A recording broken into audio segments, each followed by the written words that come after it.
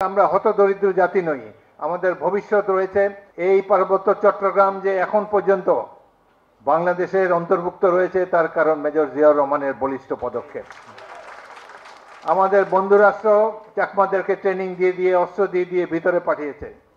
সে সময় বাংলাদেশ সেনাবাহিনী সাহসিকতার সাথে তাদেরকে মোকাবেলা করেছে এবং বেসামরিক নাগরিকদেরকে, দরিদ্র মানুষদেরকে বিভিন্ন হিলে বসতিতে বাঙালি বসতি স্থাপন করেছেন জিয়াউর রহমান। খাগড়াছড়িতে এখন আমরা সমান সমান, বাঙালিদের সংখ্যা বেশি।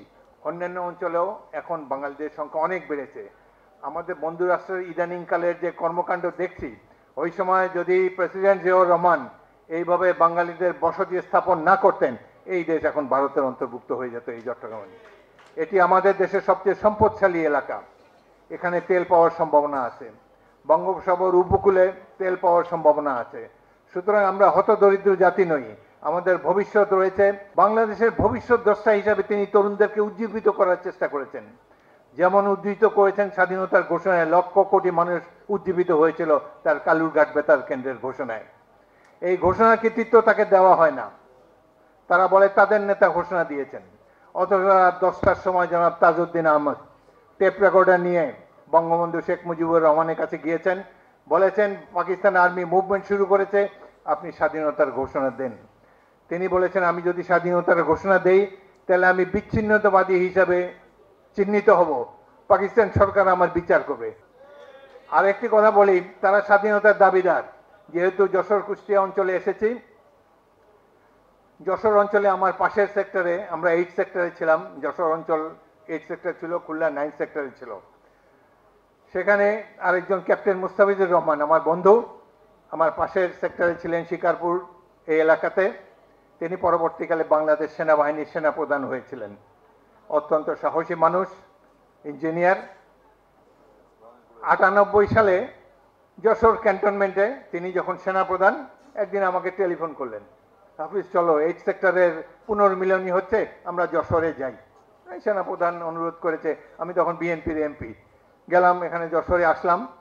যশোর ক্যান্টনমেন্টে মনোহরপুর লেকের পাড়ে বিরাট সামিয়ানা টাঙ্গে এই যশোর কুষ্টিয়া অঞ্চলে 10,000 মুক্তিযোদ্ধা সেখানে এসেছে, আরো 7-8 সৈনিক, সকল অফিসার, জিওসি, যেহেতু সেনাপ্রধান এসেছে, তারা এসেছে।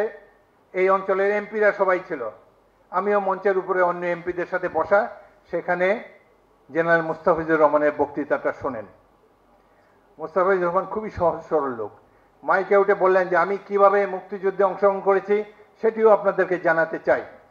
বলে তিনি বললেন, এপ্রিল মাসের 8 তারিখে 71 সালে তিনি ঢাকা ক্যান্টনমেন্ট থেকে আরো 3 জন সৈনিককে নিয়ে পালিয়ে মাগুরা এসে উপস্থিত হলেন।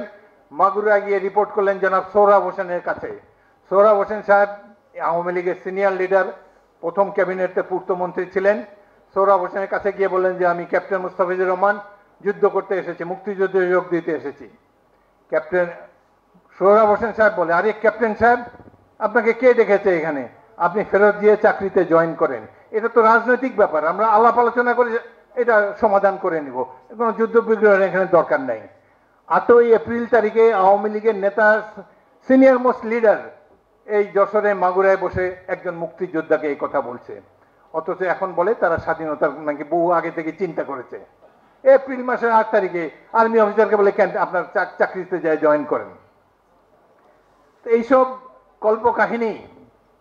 তো এখন তো একটি মাত্র ধ্রুব সত্য হলো, মুক্তিযুদ্ধ ছিল সাধারণ মানুষের যুদ্ধ, পুরো জাতি সেখানে যুদ্ধ করেছে। এটি কোনো রাজনৈতিক দলের যুদ্ধ নয়, এবং এই যুদ্ধের নেতৃত্ব দিয়েছেন মেজর জিয়াউর রহমান। তার স্বাধীনতা ঘোষণায় বাংলাদেশের মানুষ উদ্দীপ্ত হয়েছে।